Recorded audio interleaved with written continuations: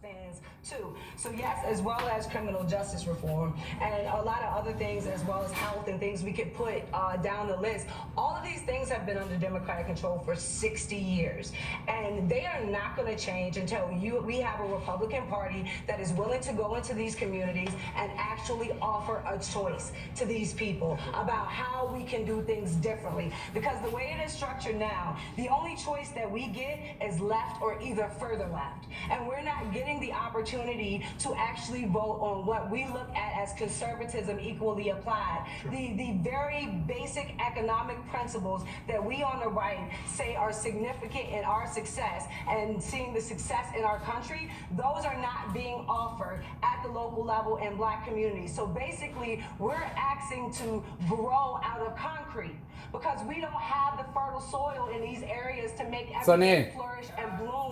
Get the snake in there as far as you could, and I'll open this up right now. So I think, and there's a cap in here, and then I'll shove that shit down. My generation are not going to be out for 20 years. You're not going to see that we have just get it in how far you could, and then I'll help right now in a second. The dynamic within marriage. We have started to change a lot of the negative dynamics that are still brought up in statistics today involving us. Our generation is working on making sure those things change. And nobody looks at us and sees the power we have to be effective in making change this generation and not just waiting for the next layer of statistics to come out. So until we can actually get an honest dialogue on the right out into the ether, then you're going to keep on having, the fake news media spread lies because we aren't there giving another choice as to how these things can be done. And it's going to continue to go left if we aren't there giving an option to make it go right. And that's like the biggest thing that we're having trouble with on the right is like understanding how government works. We are a republic. That means local government has the most power over citizens' lives, as well as how to take that and put it into a cohesive message that can be spread to the Black community that will already engage upon what we already know. If we looked at like the photos of you before you became president, and you were taking pictures with Snoop, and you were taking pictures with all the icons of hip hop. You did that, I think, and you can tell me if I'm wrong, but you did that because you saw capitalists. You saw branders, you saw entrepreneurs, you saw people that were willing to take a chance and make things grow.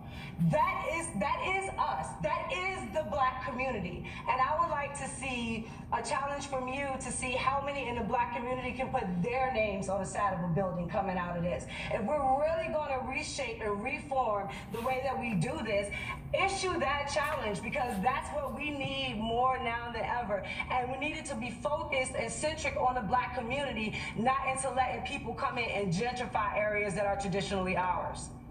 And you don't need closed police departments. No, we need the police. But if you take and look at what happened in Ferguson, because Ferguson is like where Black Lives Matter really came out. I ain't gonna say it was born because, people were fighting about that.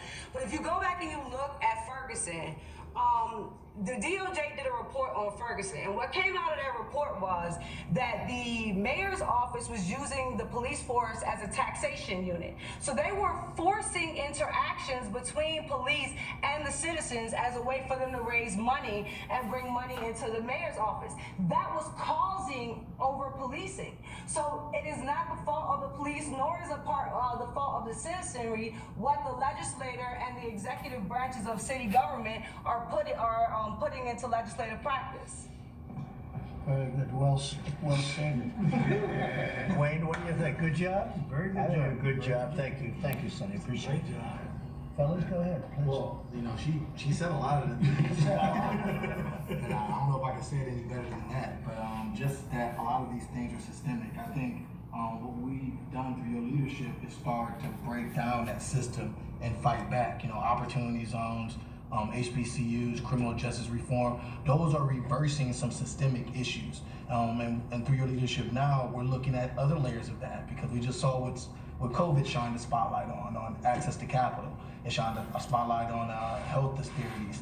And then recently with the protests, how can we create better police and community relations? But one thing we've done over the last couple of weeks is listen to individuals, and now we have solutions. And those are things we're going to continue to work through as an administration, because it's about results And I think a lot of people are leaning on you because you're result oriented. It's not about just us talking here. It's about what we're going to produce out of this meeting. And you know what, that's the thing. A lot of people that listen to the show or calling on the show, they want to see those results. If you go into the black community and you tell people type of statistics, they'll be, oh, okay, great. But if you show ground moving, ground shaking, things growing up from the bottom, you know, those opportunity zones or more jobs than what they are right now. But if you start showing those things and, you know, a little friendly drive-through, hey, President Trump here, believe me, there are many people that are on these online boards and, like I said, the call-ins and whatnot. They do support President Trump. They know what happened in the Obama administration. They know what you're doing. They also see what the media is doing to you. So don't think that you are alone. It's just that they need to hear more from you. I agree with them. That's true. It's the only way you get through the media, because the media is almost 100% negative. It's incredible. But that's not the only thing that's impeding the progress of the legislation that you put out. So let's take opportunity zones. If the opportunity zones pass from a federal level, they then go down to the state and then are allocated on local level. So for us as black people to actually access the opportunity zones, I have to go talk to Democrats.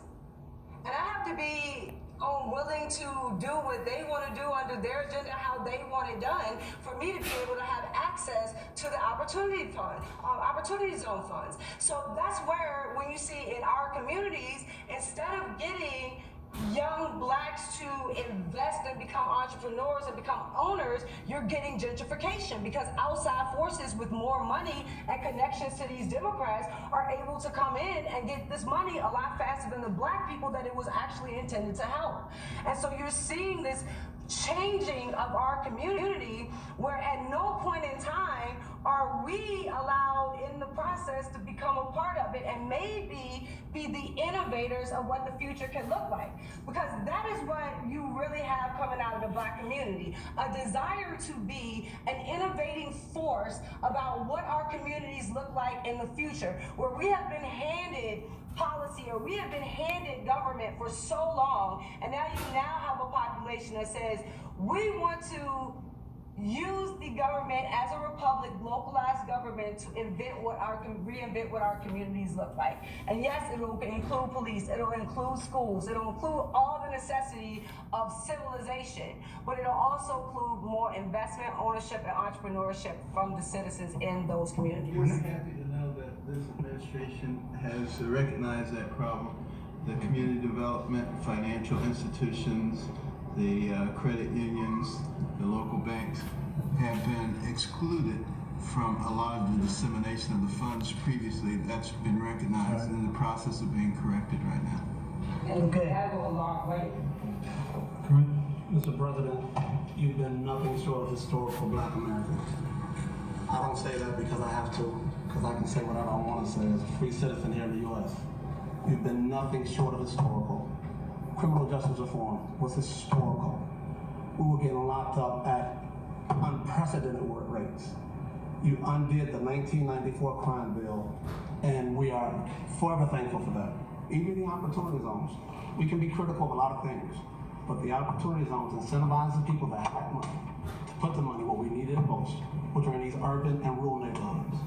HBCUs, the hope is I go down thing after thing. The current issue that we're having right now is police reform, which is so much needed. We did criminal justice reform, but police reform is the gateway to what we see as an unjust criminal justice system sometimes. Meaning, if a crooked cop doesn't do a terrible, corrupt thing with an individual, we never get into that bad system. This administration has been marred by a crooked cop like James Comey and others going after you and creating things that just were not there.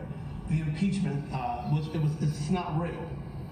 But they can do that, and our community has been affected by that in a way that it's hard to explain. I tell people this all the time. This whole situation with this policing, it's not new to black people. We've been used to it. As a kid, I got harassed by the police all the time, and I think I was a good kid. But it's a part of our community. And so we do need some things to happen on the police reform side, which will connect with the great things we've already done historically with criminal justice reform. And we know that through the president, we know that we need some banking reform so that we can get more access to capital. We do also understand that we need some holistic approaches to create this ecosystem. Voting rights. Blacks have to go to get voting rights every 25 years or so now.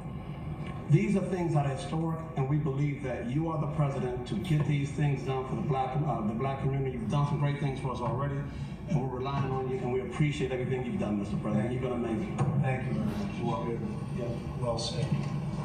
Your friend, right? Yeah. He's a good man, too, for a long time we've known him. Okay, thank you all very much. We'll see you tomorrow. We'll see you tomorrow in Dallas. Mr. President.